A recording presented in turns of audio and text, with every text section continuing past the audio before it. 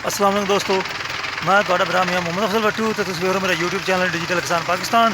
दोस्तों बिलार्स ट्रैक्टर मक्की दी खेलां कढ़दा पिया है तो इत्थे पहले ईरी फाइन सन तो हुण जनाब मक्की लगती पई है तो उन्होंने बिलार्स की परफॉर्मेंस विखाइए।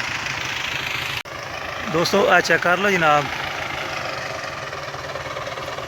तो दो परे वाला है तो बिलार्स ट्रैक्टर है।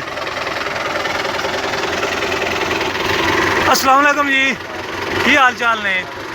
ये तो पहले कि मुंजी आई किन्ने जड़े ने?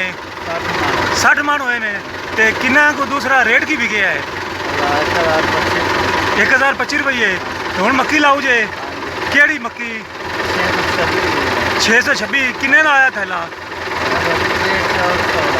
6300 का। तो किन्ना को तेल पी जैसी का खेलों तो कोई अंदाजा किन्ने लीटर? 20 लीटर जमीन तैयार खेलियां कट तो मक्की वास्ते तैयार है। तो कितना टाइम लग जाता है? नहीं नहीं, अच्छा 90 दिन मक्की का लगता है तो खेल कट्टन का कितना टाइम लग जाता है? 15-20 मिनट लग सकते। तो केड़ा मॉडल है ट्रैक्टर? चंगा चलता पाया है? चलो कड्डो खा, मेहरबानी करो। दोस्तों बिलारस कमाल दी परफॉर्मेंस ते है जनाब, खेलों वाला सिस्टम चेक कर लो दोस्तों, बहुत ही वधिया, बड़े आराम नाल ट्रैक्टर जा रहा है दोस्तों, चेक कर लो। ऊपर जी प्लेट लगी हुई है ना, ये गजब दी है, ना तो ज़्यादा डूंगी जमन देंदी पई है तो ना ही खेली नूं खराब होने देंदी पई है। हालांकि ज़मीन पक्के वटदी है तो खेलों के जोड़े ने रोड़े ये नहीं मरे हुए, इनू ज्यादा कम से कम 1-2 रोटावेटर लगने चाहिए सन मजीद। तो चेक कर लो दोस्तों, रूसी ट्रैक्टर कमाल का ट्रैक्टर है दोस्तों, लेकिन इसकी जी कीमत है ना वो भी आसमान तक पहुँच चुकी है, तो वह भी कमाल दी है। दोनों साइडों ते जनाब मार्के लगे हुए हैं। बिलारस की परफॉर्मेंस चेक करो ज़रा, क्या बात है।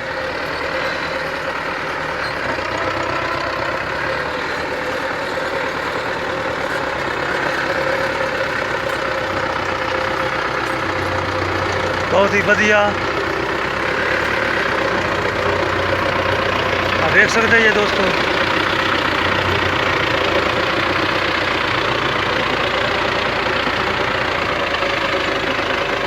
बड़े आराम नाल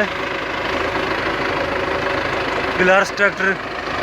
तो दोस्तों मुंजी तो बाद जनाब मक्की तो बाद फिर जनाब हारिया मक्की लगेगी इत्थे, तो बीज लगाते पे 626 पहले भी किसान भाई अपन दस दिता है।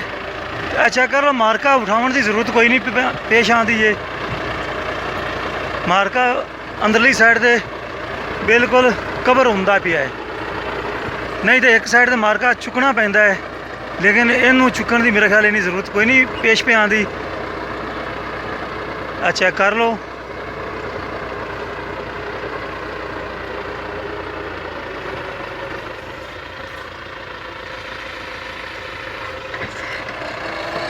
बहुत ही कमाल दी जनाब परफॉर्मेंस।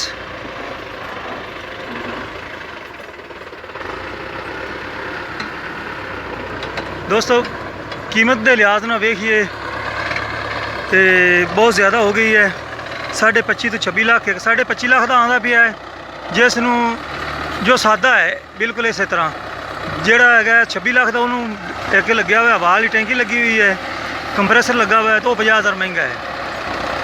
तो मैनू दोस्तों ये ट्रैक्टर बहुत पसंद है, लेकिन अफसोस ये बजट तो हुण निकल गया है, हुण कोई मकामी ट्रैक्टर का इरादा करांगा वो ही लवांगे इंशाअल्लाह ताला, क्योंकि 25.5 या 26 लाख जमींदारां दी पहुँच तो बहुत अगे निकल चुका है, तो मेरी पहुँच तो बिल्कुल ही अगे है, क्योंकि 26 लाख अफोर्ड नहीं हो सकता।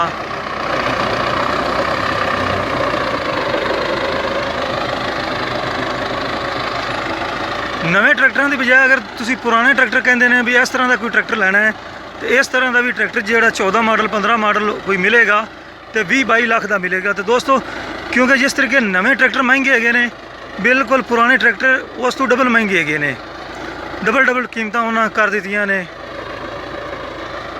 हर बंदा ही जिहड़ा है अपना रेट लगाता है, वो कहता भी नवा महंगा है। एक नवे ट्रैक्टर ब्लैक मिलते पे ने, जिस तरीके अपने मकामी ट्रैक्टर है ने वो ब्लैक मिल रहे हैं ने।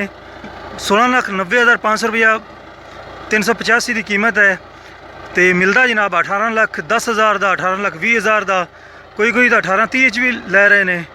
तो बस दोस्त जिन्होंने कि 1 साल का टाइम लेना होंगे है वो 21 लाख तक भी खरीदे पे ने। तो बेहतर है भी अगर कोई दोस्त अगर 21-22 लाख भरना चाहता है 10 लाख दे के, वो कोई से बैंक का इंतखाब करे, बैंक वाला ट्रैक्टर उन्होंने आसानी रहेगा तो उनके बजट च आएगा।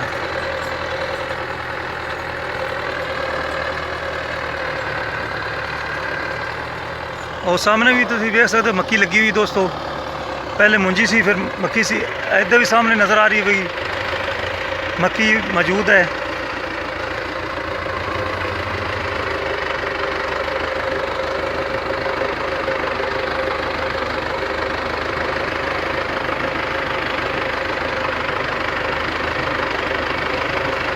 किसी किस्म का धुआं वगैरह नहीं दोस्तों, कोई धुआं नहीं, कोई कुछ नहीं, बड़े ही आराम नाल। ते रेजर की बनावट बहुत कमाल दी है दोस्तों।